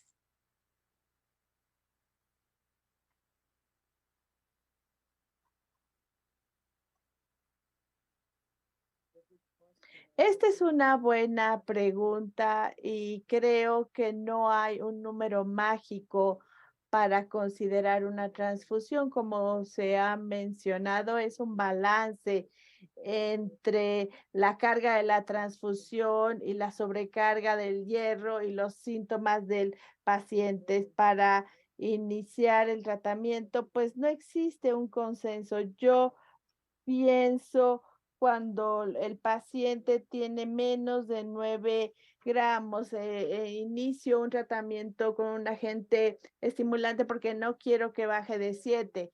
Pero en mi experiencia, la mayoría de los pacientes, cuando su hemoglobina está en 8 con SMD, son asintomáticos y tienen actividades diarias. Esto es diferente en la configuración de la práctica en el hospital, cuando realmente tenemos una guía muy estrecha para las transfusiones.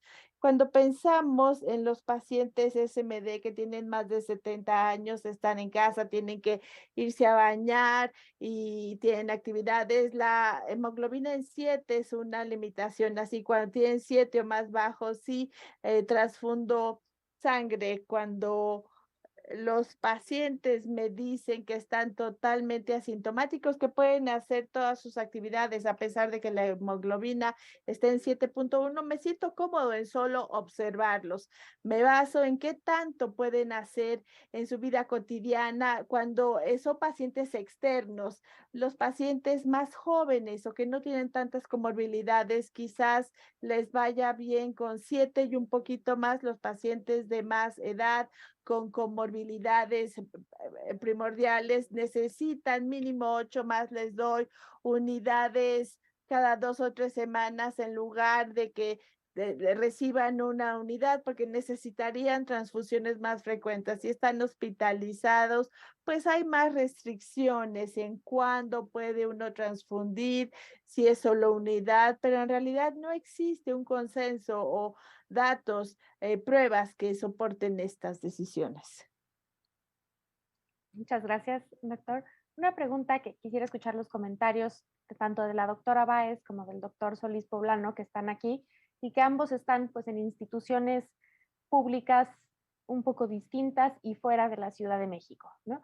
Y en base mucho a lo que platicaba el doctor Mellón acerca de sus comentarios y a la plática de la doctora Báez, ¿cuáles son los retos que ustedes tienen en sus centros para poder clasificar de forma adecuada a los pacientes y estratificar el pronóstico? Podemos comenzar con la doctora Báez y después el doctor Solís. Sí, gracias Roberta. La verdad es que, de hecho, hacer esta plática para mí fue un poco el conflicto, porque tienes estos grandes avances que se hacen en melodisplásico, pero la verdad es que el recurso está limitado. En mi caso, que estoy en un hospital de Secretaría de Salud y, bueno, Sonora, muy lejos de Ciudad de México, en este país que la verdad está tan centralizado, sí nos encontramos con muchos problemas, simplemente a veces por cuestiones de distancia. Sí tenemos muchas veces el problema de que los cariotipos no tienen crecimiento, a veces el paciente, bueno, estamos en esa transición de Insabi a Mis Bienestar, previamente el paciente tenía que pagar los estudios, entonces muchas veces nos quedábamos simplemente con inmunofenotipo, que es el estudio más económico que se puede adquirir, y ya en ciertas ocasiones, pues ya ahí sí nos complementamos de cariotipo. Biopsias sí tenemos, entonces sí nos podemos apoyar un poquito con la cuestión de celularidad, por ejemplo, que sería algo importante en estas nuevas clasificaciones de 2022, igual fibrosis, pero todavía hablar de estudios moleculares, por lo menos en sector salud pública, sí sigue siendo un recurso limitado.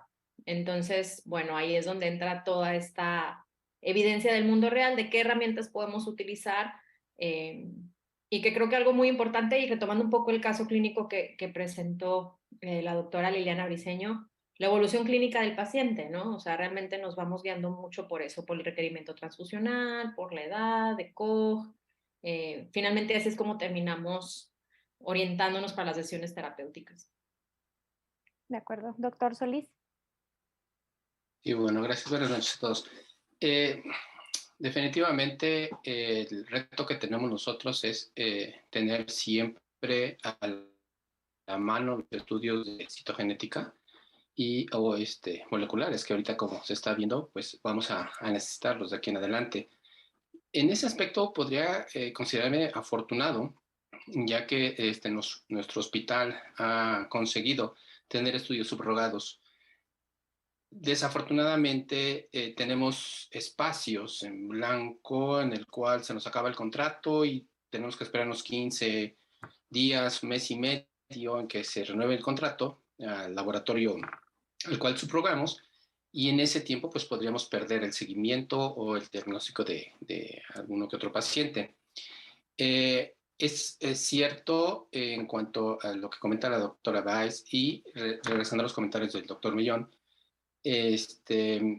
sobre esta paciente en lo particular, en lo cual se nos hizo, pues sí, muy raro ver a una paciente joven con un cariotipo complejo y sin dependencia transfusional.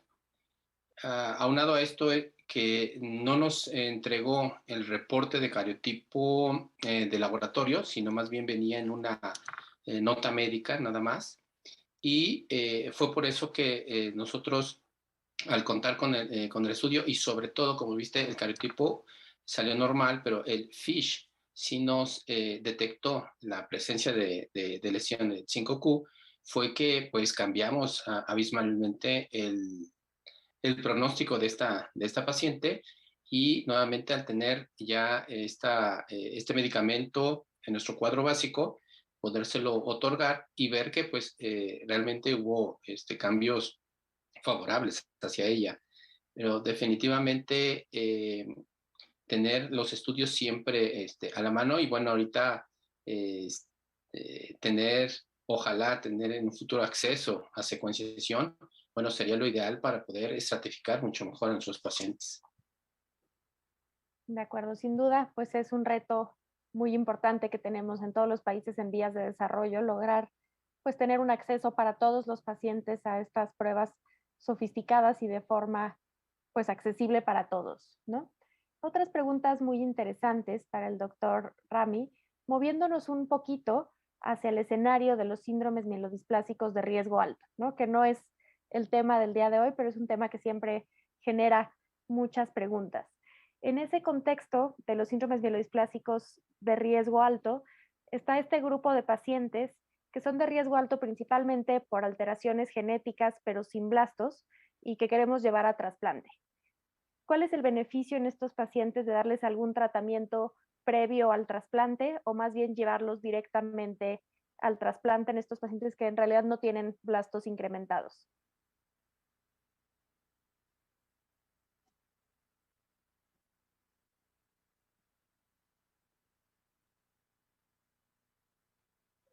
Gracias, buena pregunta. Quiero nada más un comentario antes a la pregunta.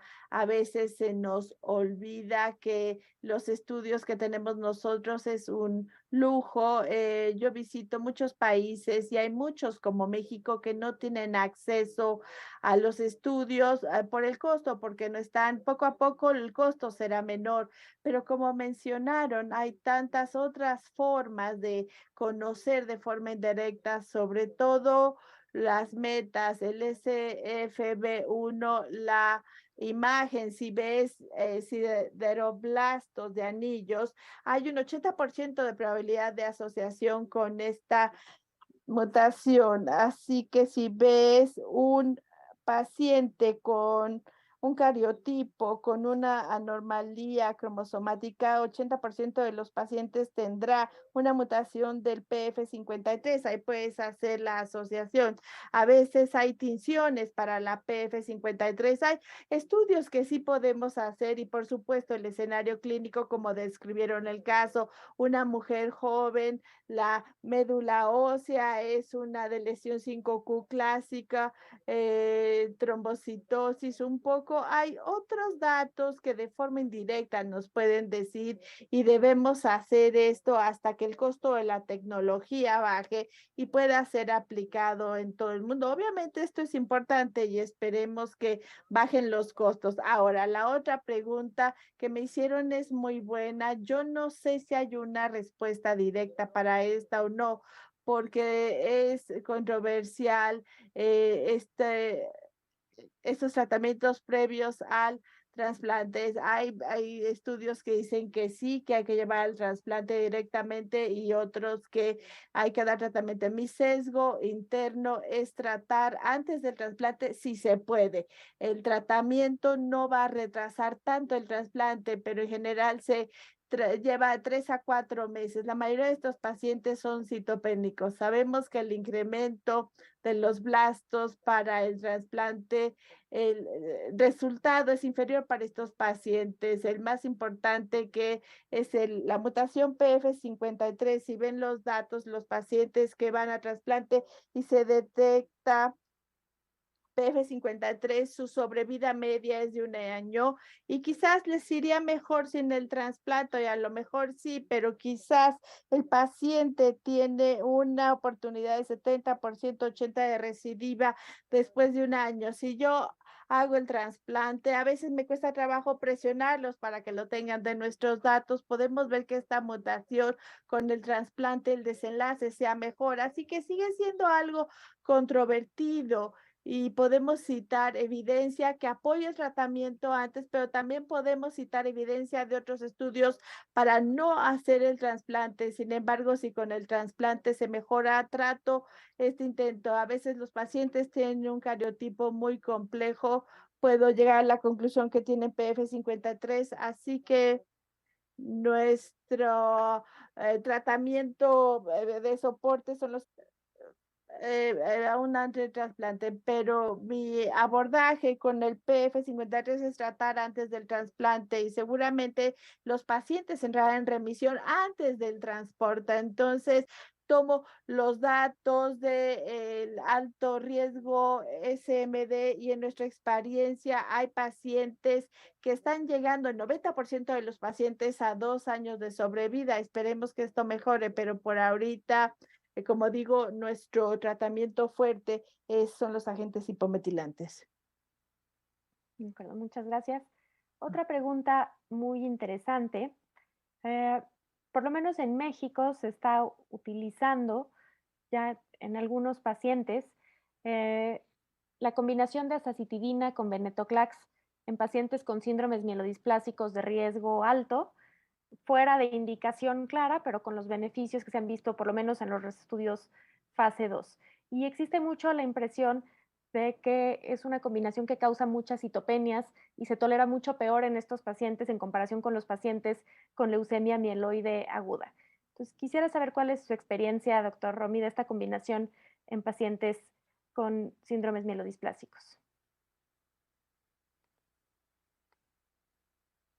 Obviamente, como usted mencionó, el uso de venetoclax es por la literatura de LMA y en la fase 1, en varios cohortes, varias instituciones reportan la experiencia usando esto. Yo pienso, obviamente, en base a nuestra observación y los datos, parece prometedor que la tasa de respuesta es más tarde. Sin embargo, todavía no tenemos evidencia de la sobrevida general en los estudios aleatorizados. El estudio que está en curso va a tomar todavía 2 años en reporte. Vamos a esperar hasta entonces para conocer. En mi experiencia, no dudo que sí se vean respuestas más altas. Me parece que el beneficio es particular para los pacientes que están casi acercándose a LMA, tienen blastos incrementados, tienen 17-18% y realmente es importante hacer que los pacientes tengan una reducción de los blastos. Quizá esto dé lugar a respuestas más rápidas.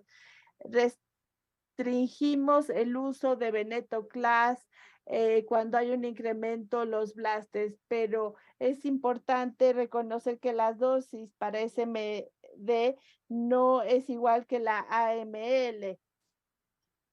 Y se necesita repetir el estudio de la médula ósea después del tratamiento con acitidina porque es mieloablativa. He visto pacientes que tienen 4 rondas de acitidina y venetoclax y llegan con una médula ósea totalmente ablatida después de 4 ciclos, los neutrófilos casi son 0 y podemos darle vacaciones a los fármacos, se dan agentes hipometilantes, venetoclax, esperamos 4 semanas y disminuimos aún más el venetoclax. Esto es muy importante en términos de seguridad y vamos a terminar administrando menos venetoclax. Funciona bien en nuestra experiencia, es con los pacientes antes del trasplante, es una buena forma en pacientes que tienen blastos de 15-16 blastos. El segundo grupo que tiene una mutación tiene otro tipo de respuesta contra azacitidina y la combinación. Donde el beneficio es muy controvertido es la sobrevida en LMA Y para los datos en SMD parece que no añade mucho. En B53 quizá respuestas un poco más altas, pero no en la sobrevida global. Así que hay un paciente con B53, sí los voy a llevar a trasplante directamente esperando esa mayor respuesta, pero si tengo alguien de 70 años o más que no va a ir a trasplante, no uso aquellos con mutación de B53. Aún debemos aprender mucho otra cosa en la que hay cierta actividad. Si hay un paciente que estaba en isacitidina durante un año y no hay respuesta y no hay opción para otras cosas, el venetoclax adicional en 20 y 30% de los pacientes puede hacer que se consiga cierta respuesta. Perdón por no responder. Me tomaría otra hora hablando de esto. Gracias, doctor Komrohi. La doctora Pamela ha puesto acá en el chat una pregunta para el doctor Komrohi sobre el uso de andrógenos en México por los antecedentes del uso de andrógenos en nuestro país desde hace muchos años. Hay una tendencia todavía de usarlos. ¿Qué opina usted de estos medicamentos en la anemia de la síndrome mielodisplásico?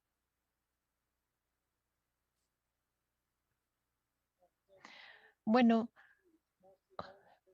hay literatura, es literatura vieja porque en Estados Unidos se usan rara vez. Hay estudios más antiguos que muestran ciertas respuestas como en el rango de 10 a 20%, usando danazol o basados en andrógenos o a veces hasta esteroides. Los usamos obviamente en mielofibrosis mieloproliferativa. Rara vez he visto respuestas, pero hay algunos reportes de anemia y respuesta plaquetaria, algo como danazol. Por supuesto, si no hay opciones, yo no creo que sea poco razonable probarlos durante 3 o 4 meses, danazol. Las respuestas son muy modestas, repito, en SMD. A veces también hay pacientes mayores donde checamos sus niveles de testosterona, tienen niveles muy bajos, así que su anemia está provocada por eso y no sabemos si se beneficiarán de ello. Así que las respuestas son muy modestas, más Muchas en gracias. mielofibrosis. Muchas gracias. Roberta, ya estás de regreso. Ya regresé. Sí, que el ¿Alguna internet otra me jugó, pregunta? pero quiero agradecerle a todos los ponentes por haber estado aquí, por una excelente sesión, y ya le dejo al doctor Mellón las últimas palabras para despedirnos. Pues sí, muchas gracias a nuestros ponentes por sus presentaciones y sus intervenciones en esta sesión de preguntas. Como dijo el doctor Komrohi, creo que es muy necesario que uno utilice los recursos que tiene a la mano. Y quiero hacer una observación, particularmente con relación a los sideroblastos en anillo. Si bien no tenemos tal vez forma de detectar la alteración molecular de SFB3B1, sí podemos hacer una tinción de hierro en la médula ósea. Y he visto que hay una tendencia a utilizar menos la citoquímica, en particular la tinción de hierro, en estos pacientes. Es un procedimiento que es barato comparado con otras técnicas más específicas o especiales, y podemos tenerlo a la disposición. Y si bien los sideroblastos en anillos no son patognomónicos de la alteración citogenética o molecular, sí nos ayudan a identificar si un paciente tiene sideroblastos en anillo con un método relativamente simple.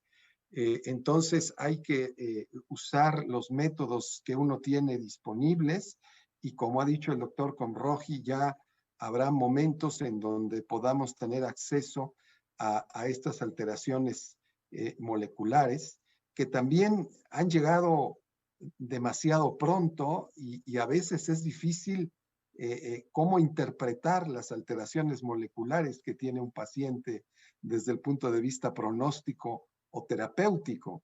Estamos aprendiendo con todos estos estudios prospectivos qué implica el tener estas alteraciones moleculares, pero sin duda será algo que en un futuro podremos tener. Pues muchas gracias nuevamente. Gracias a nuestra audiencia esta noche. Espero que les haya resultado muy interesante, como nos lo pareció a nosotros. Y gracias, que tengan una buena noche, tanto en Sonora como en Puebla, como en Miami, con el doctor Conroji. Y que no vengan más huracanes. Muchas gracias. Hasta luego, gracias.